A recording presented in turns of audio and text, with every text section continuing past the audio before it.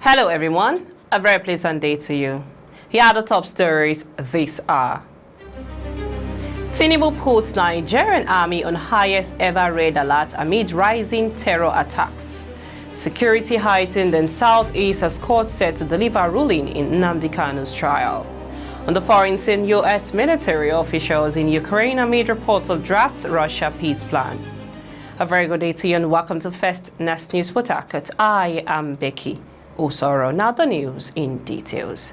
Following a series of attacks in Borno, Kebbi and Kwara states within days, President Bola Ahmed Tinubu has placed troops on the highest level of red alert and directed security agencies to immediately rescue the 24 schoolgirls abducted in Kebbi. The president also postponed his planned trip to South Africa and Angola for the G20 and AU to EU summits to take full charge of the escalating security situation. Tinubu received additional briefing last night, including from Vice President Kashim Shettima, who returned from Kebbi after visiting families of the abducted students.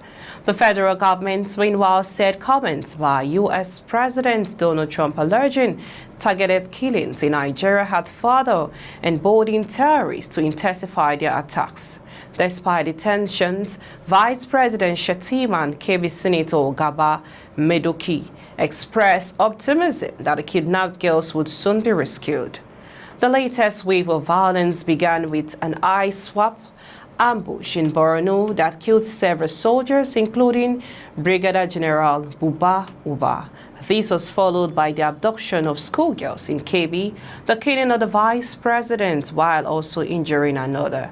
A few hours later, terrorists launched a deadly attack on the church in Eruko, Kwara South, killing a pastor and 2 worshippers and abducting several others.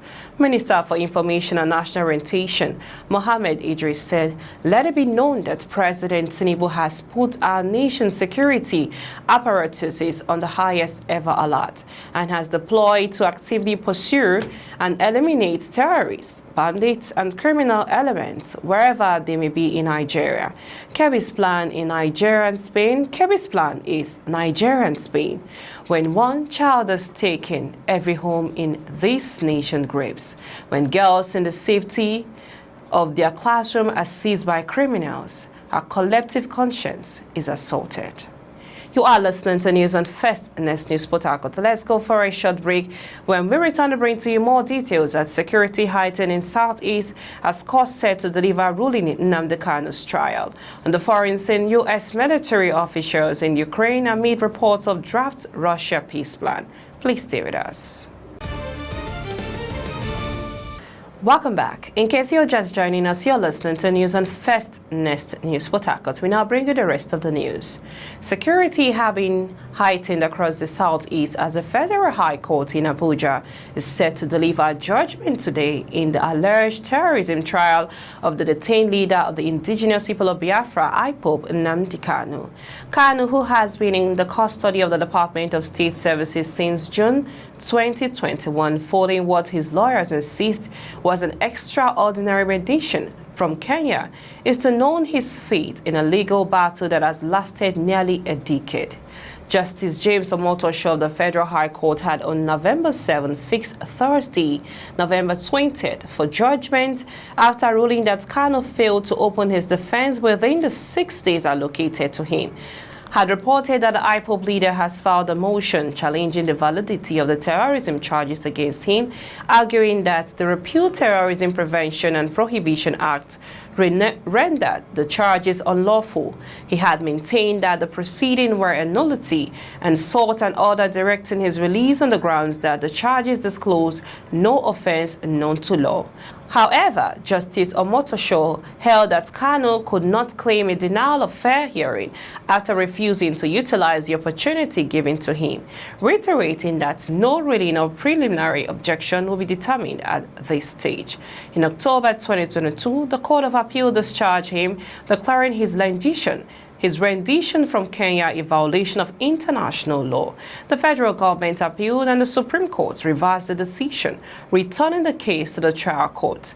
Kanu has also filed a fresh suit before the Court of Appeal seeking to halt today's judgment, but the appellate court has not fixed a date for hearing and has issued no order. In anticipation of the judgment, the police in Abia State, Kanu's home state, said security arrangements had been strengthened to forestall any breakdown of law and order. According to the police public relations officer, SP Maureen Chinaka, the State Commissioner of Police, Danladi Issa, noted that Abia remains peaceful, but the command has already placed security coverage to monitor the entire state. We now move on to the foreign news. Senior Pentagon officials have arrived in Ukraine to discuss efforts to end the war with Russia, the U.S. military has said. The team led by U.S. Army Secretary Dan Driscoll is expected to meet Ukrainian President Volodymyr Zelensky in Kyiv on Thursday. Reports began surfacing on Wednesday that the U.S. and Russia had prepared a new framework peace plan requiring significant concessions from Ukraine, including giving up territory it still controls and dramatically cutting the size of its military. Neither Washington nor Moscow had officially confirmed the plan drafted by President Donald Trump's envoy Steve Witkoff and Russian Special Envoy Kirill Dmitriev. However, U.S. Secretary of State Marco Rubio wrote on X that achieving a durable peace will require both sides to agree to difficult but necessary concessions. That is why we are and will continue to develop a list of potential ideas for ending this war based on input from both sides of this conflict. That's all in the news this hour. We now bring you highlights of the top stories so far. We brought to you the President's bulletin regarding the insecurity happening in Nigeria, puts Nigerian Army on highest ever red alert amid rising terror attacks. And also, security heightened in Southeast as court set to deliver ruling in Nnamdi Kanu's trial. On the foreign center brought to you the U.S. military officials in Ukraine amid reports of draft Russia peace plan.